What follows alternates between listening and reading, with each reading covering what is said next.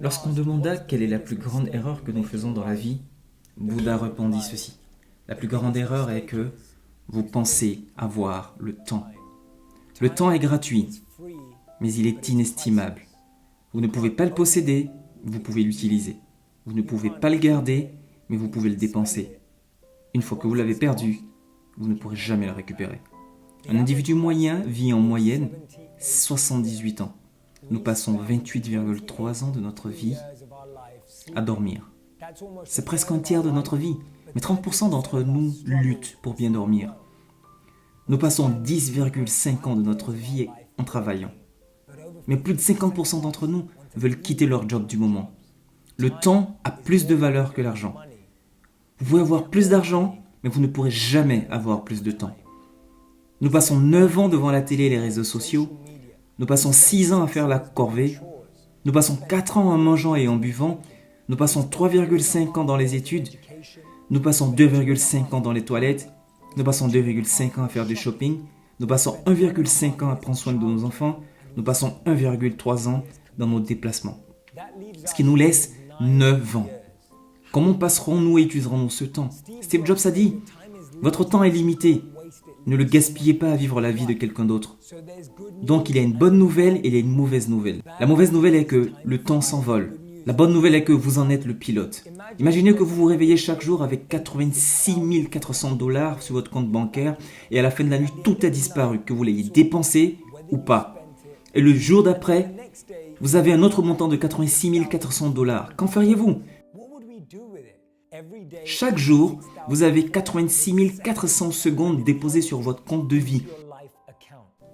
Et à la fin du jour, lorsqu'elles sont toutes épuisées, vous avez un nouveau dépôt de 86 400 secondes. Nous ne voudrions jamais le gaspiller si c'était de l'argent. Alors pourquoi nous le gaspillons quand il s'agit du temps? Ces secondes sont beaucoup plus puissantes que le dollar. Car vous pouvez gagner plus de dollars, mais vous ne pourrez jamais gagner plus de temps. Pour vous rendre compte de la valeur d'une année, posez la question à un étudiant qui a raté son diplôme. Pour vous rendre compte de la valeur d'un mois, demandez à une mère qui a perdu son enfant durant le dernier mois. Pour vous rendre compte de la valeur d'une semaine, demandez à l'éditeur d'un magazine en ligne. Pour vous rendre compte de la valeur d'une heure, demandez à un couple qui vit une relation longue distance. Pour vous rendre compte de la valeur d'une minute, demandez à une personne qui a manqué le bus, le train ou l'avion. Pour vous rendre compte de la valeur d'une seconde, demandez à une personne qui vient juste de manquer un accident. Et pour vous rendre compte de la valeur d'une milliseconde, demandez à une personne qui est arrivée deuxième aux Jeux Olympiques. Nous pensons que ce sont les autres qui nous font perdre notre temps, mais c'est vraiment nous qui leur donnons la permission de le faire. Et en réalité, ces deux personnes vivent en nous. Ne laissez personne être une priorité pour vous, quand à leurs yeux vous n'êtes qu'une option. Certains d'entre nous perdent les personnes les plus importantes pour eux parce que nous ne valorisons pas leur temps.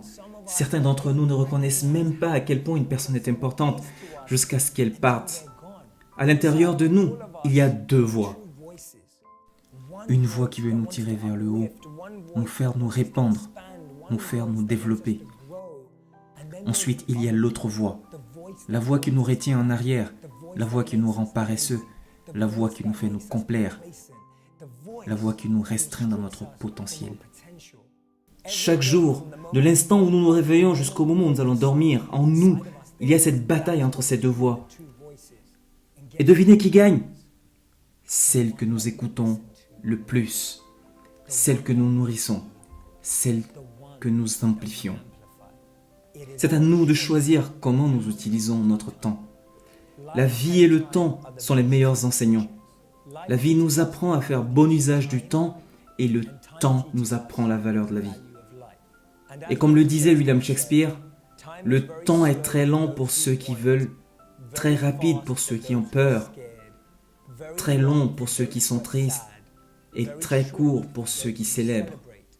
Mais pour ceux qui aiment, le temps est éternel.